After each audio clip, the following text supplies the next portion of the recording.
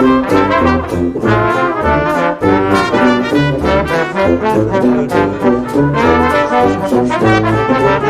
genre, mais j'aime bien oui, oui, j'aime bien ça. J'aime pas quand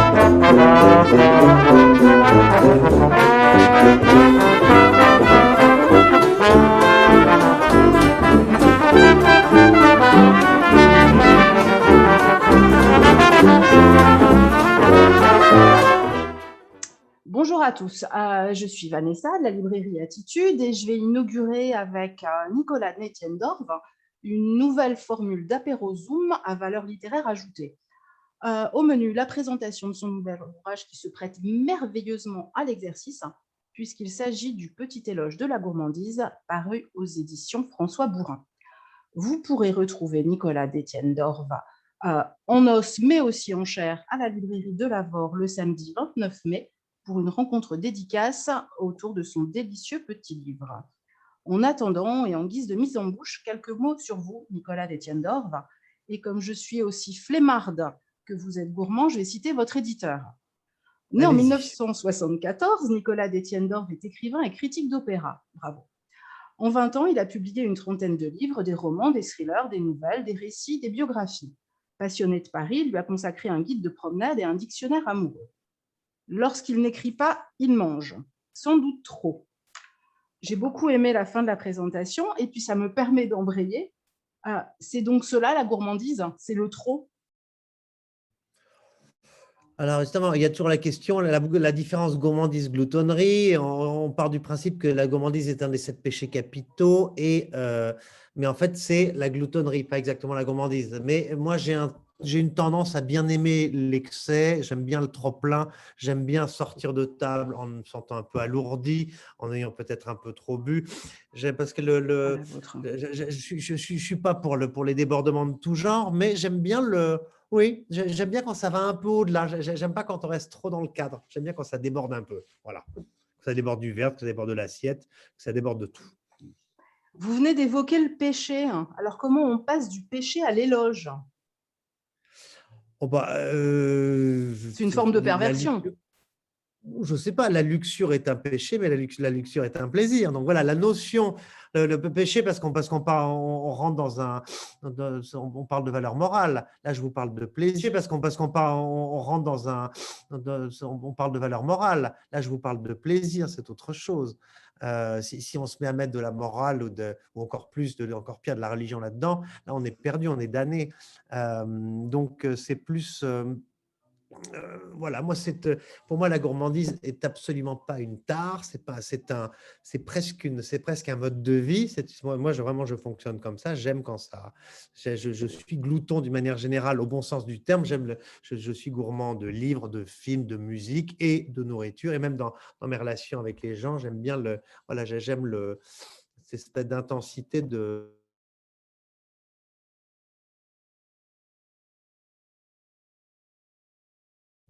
fond des choses, c'est-à-dire que c'est pas quelque chose de futile, contrairement à ce qu'on pourrait dire, qu'on pourrait croire. Au contraire, c'est mordre jusqu'au sang, si je puis dire. Oui, non, c'est vraiment pas futile. C'est ça alors votre définition de la gourmandise.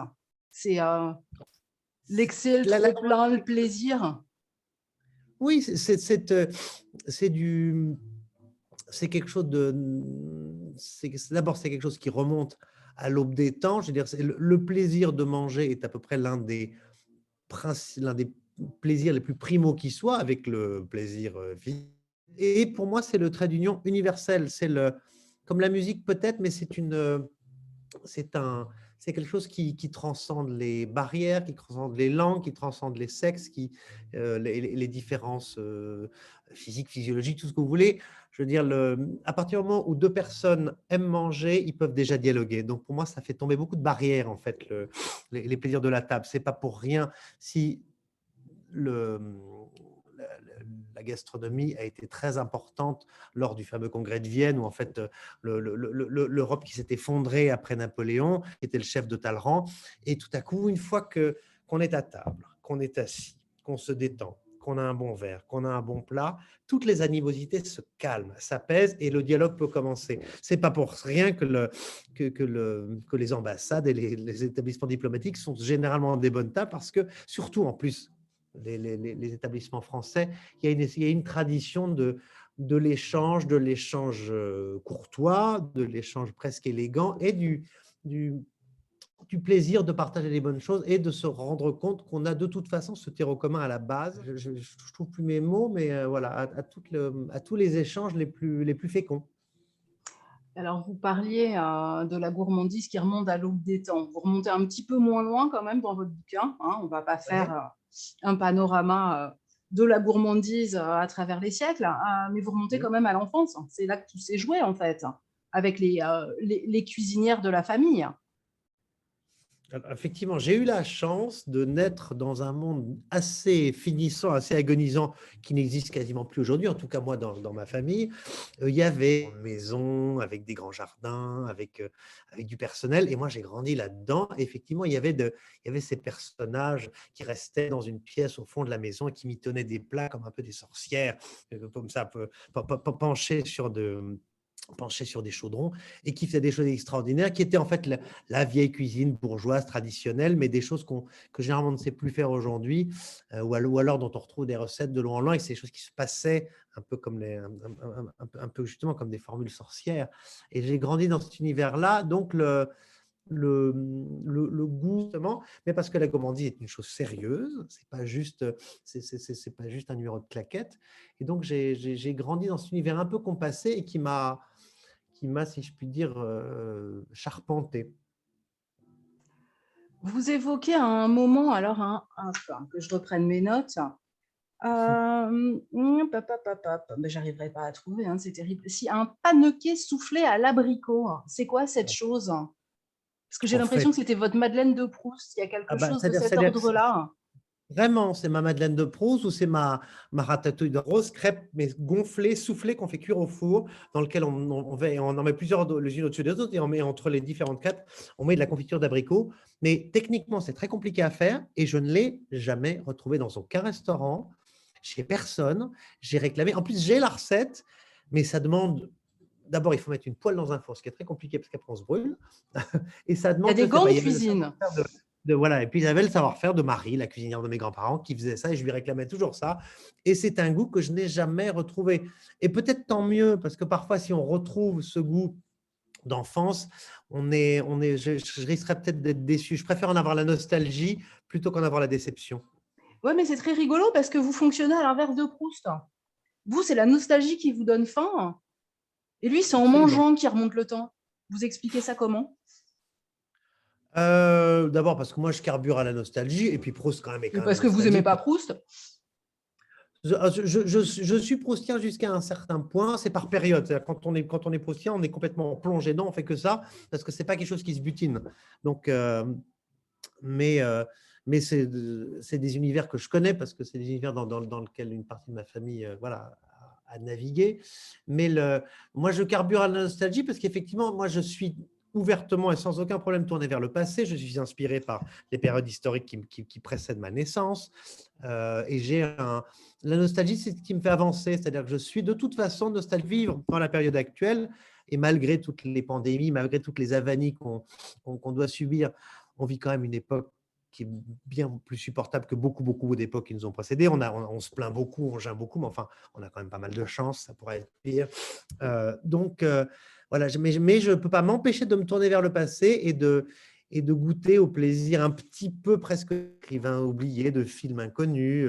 C'est peut-être une forme de snobisme, je ne sais pas, ou juste un goût d'aller toujours chercher la face B, le chemin de traverse. Et y compris en gourmandise, j'aime les choses un peu moins évidentes, j'aime les trucs un peu bizarres, on va peut-être en parler, mais les abats, les Le plats un peu McDo aussi. décalés. Et aussi le McDo, et aussi, parce que pour moi, la gourmandise, c'est un tout. Il n'y a pas une sorte de révélation et ensuite on devient sérieux, on devient gourmand. Non, ma gourmandise d'enfance, c'était les Haribo, c'était les Kinder. Et là, pour le coup, quand j'en mange, je perds 30 ou 40 ans d'un coup.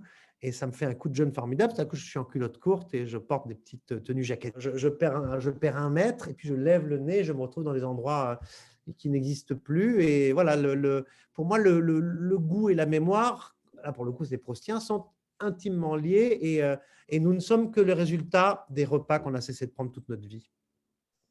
Et oui, vous évoquiez les abats. Il y a de merveilleuses pages en hommage à ces mets assez décriés de nos jours. D'ailleurs, il y a Oui. quelques lignes sur la texture caoutchouteuse de la chose qui m'ont laissé pantoise. Vous arrivez quand même à rendre désirables des choses qui ne le sont absolument pas. Alors, on peut peut-être parler de tour de force littéraire. En tout cas, vous rendez ça Tour extrêmement de force bien. gourmand. Alors, je ne sais Tour de pas, ça force. doit être lié. Mais vous donnez à voir quelque chose d'acceptable et de même appétissant, qui, à titre personnel, me laisse un peu de marbre. Donc oui, je parle de tour de force. Je fais pas de prosélytisme, mais Si. je veux dire, j'ai pas de problème avec l'aspect d'un mets et avec surtout son origine presque corporelle. En quoi est-ce que c'est plus noble ou plus acceptable de manger une côte, un morceau de cuisse plutôt qu'un morceau d'intestin? La différence, c'est purement psychologique. C'est comme à l'aveugle manger de la viande de cheval. Par exemple, pour les anglo-saxons, le fait qu'on mange du lapin, c'est exactement comme si on mangeait du chat ou du chien. Donc tout ça est très relatif. Ma limite, ce sont les insectes. Ça, je peux pas. J'ai essayé, je ne peux pas. Et je ne l'explique pas, à part que dans la vie réelle, les insectes me dégoûtent. Mais c'est, voilà, a priori, tout. Mais les abats, j'ai toujours aimé ces choses-là. Je le pratique même de façon assez précise. Je le raconte dans le livre. Je fais partie d'une académie gastronomique qui s'appelle l'Académie des abats. Alors, hélas, tous ces clubs gastronomiques dont je fais partie sont en sommeil depuis maintenant plus d'1 an à cause de la pandémie. Et je croise les doigts du public parce que pour moi, qui dit gourmandise dit mot que je déteste, mais convivialité, dit camaraderie, dit partage. Et comment vous étanchez votre soif, justement, de convivialité, de gourmandise depuis 1 an? D'abord, il y a eu des moments où c'était un peu ouvert. Ensuite, je vais chez mes amis chez qui on mange. Il semblerait que Nicolas d'Etienne-Dorve ait disparu.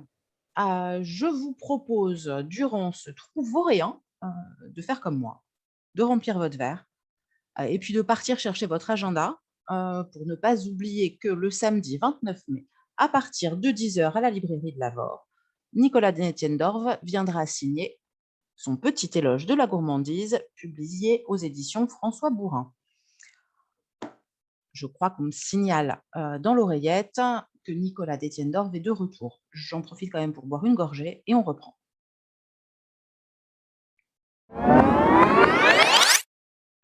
Ah oui. Donc voilà la raison de l'interruption. Et ça tombait bien avec Chalençon, justement, puisqu'on reste dans l'univers Ah oui. Covid. Ah ben moi je l'ai eu il y a 1 mois et c'est fini. Mais en revanche, j'ai perdu ce qui pour moi est un cauchemar. J'ai perdu 80% de l'odorat et environ 50% du goût. Et pour l'instant, ça ne me revient pas. Alors, Aïe. il y a plein de gens qui s'en foutraient, des véganes qui mangent du quinoa ou je sais pas quoi. Alors franchement, moi, je me dis, c'est pas sympa. J'y vois presque une punition. Mais Une c'est punition ça, hein. divine. Il y a une forme de Ouais, punition divine, là, quand même. ouais. Mais il paraît qu'il y a des exercices à faire pour retrouver le goût et l'odorat, hein.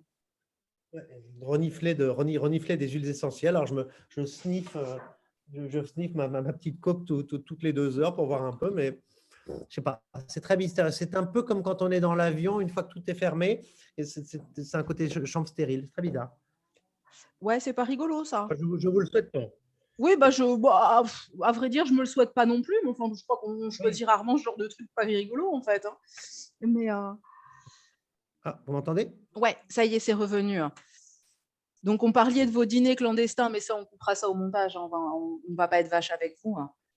On a le droit, moi, j'ai pas de problème. Ouais. J'ai été dans des déjeuners clandestins, pas des dîners. Ah, ben ça J'ai été change tout. j'ai été à des dîners chez des amis. Ah oui, mais ça, c'est pas clandestin. Oui, et j'ai eu des déjeuners clandestins dans des restaurants que je ne citerai pas, où effectivement, il arrivait qu'on passe par la cour de l'immeuble voisin, qu'on descende dans la cave. Et en revanche, on n'était pas 40, c'était des trucs à 6. voilà, dans la cuisine du restaurant. Et en fait, c'est merveilleux avec le chef qui est tellement content d'avoir au moins des gens à qui il peut servir des bonnes choses et donc qui met les petits plats dans les grands. Ouais, c'était encore meilleur, en fait. Et puis la transgression, en plus, Évidemment, ça va bien évidemment, avec la gourmandise, hein. l'excitation.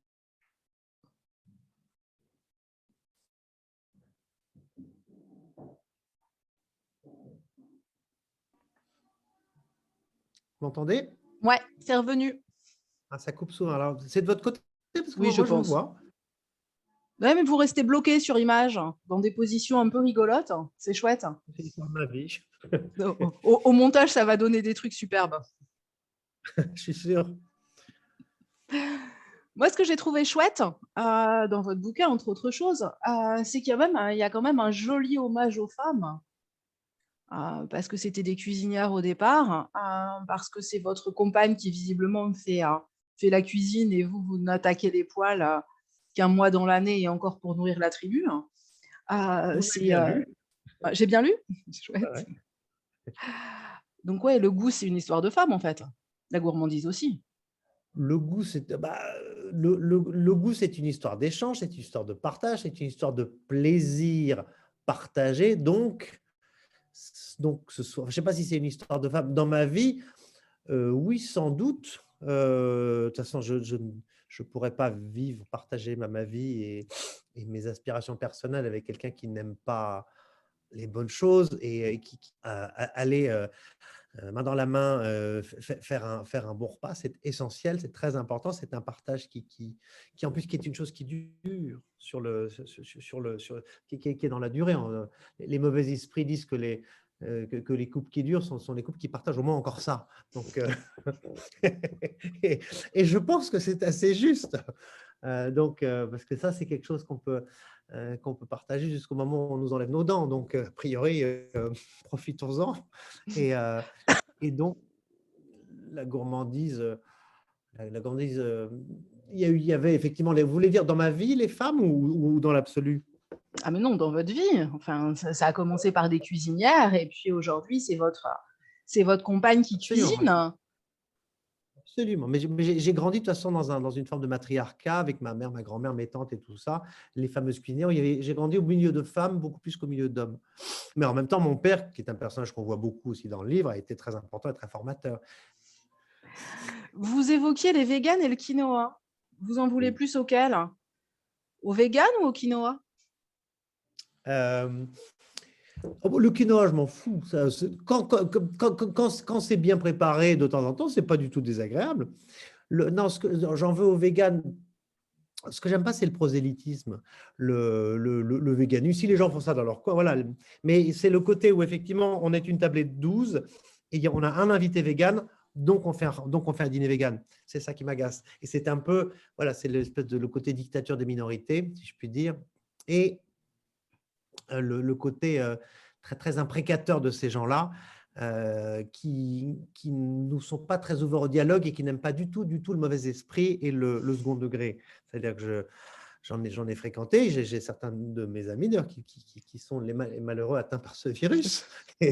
D'ailleurs, le titre de chapitre est quand même assez explicite. Enfin, je n'en Voilà. dirai pas plus, je laisserai le plaisir de la découverte. L'éditrice avec qui j'ai travaillé le texte, qui est elle-même non pas végane, mais végétarienne.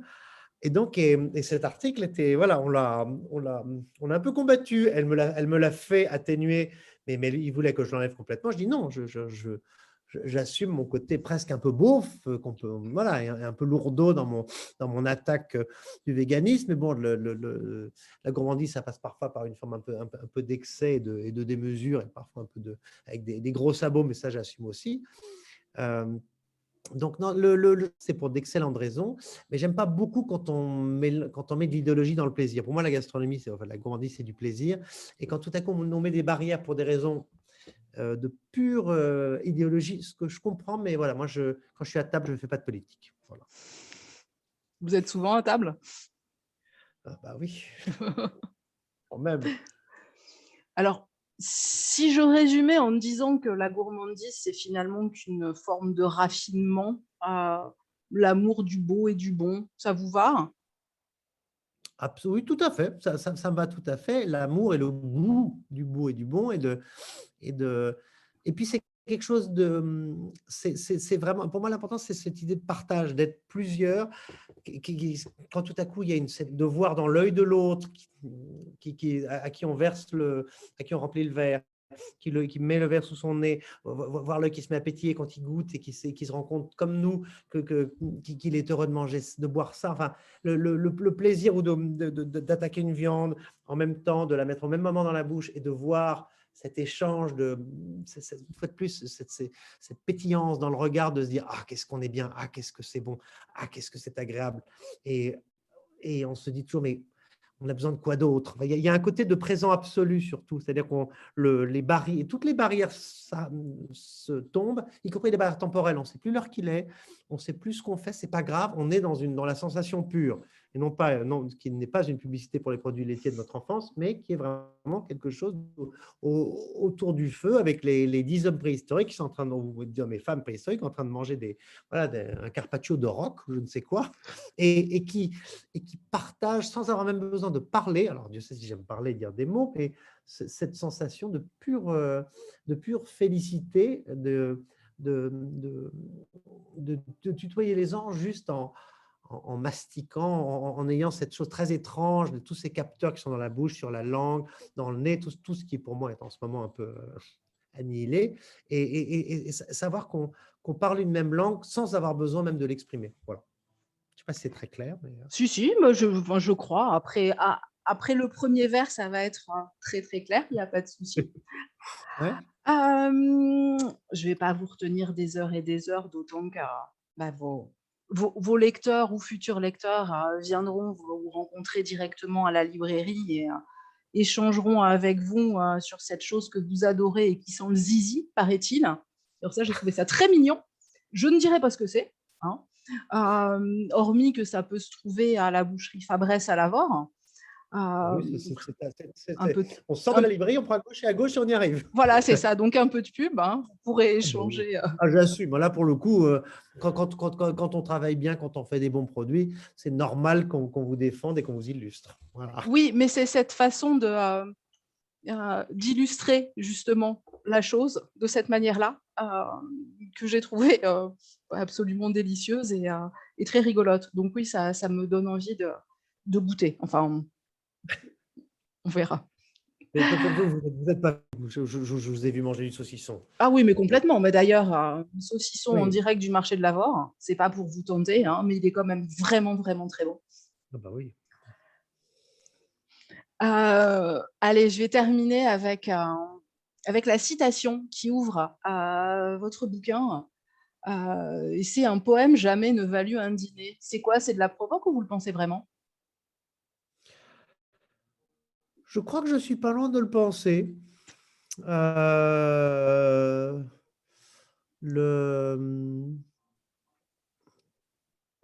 Oui, non, c'est une forme de provocation, mais non, je le pense. Je pense en fait, au bout du compte, je crois que le corps passe avant la tête. Votre bouquin, mais c'est une vraie ode, un vrai hommage à la gastronomie et que ça vaut bien des mauvais repas en fait. Oh, bah, c'est Donc je gentil. ne suis pas complètement d'accord avec votre citation introductive. Mais on va laisser vos lecteurs, futurs lecteurs, acheteurs compulsifs de cadeaux pour la fête des mères, pour la fête des pères, parce que vous tombez pile dans le créneau.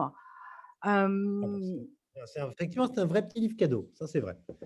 Ouais, et puis pour des cadeaux à se faire à soi aussi, parce que c'est pas mal. Et puis en sortant du marché de Lavore, c'est toujours une bonne idée.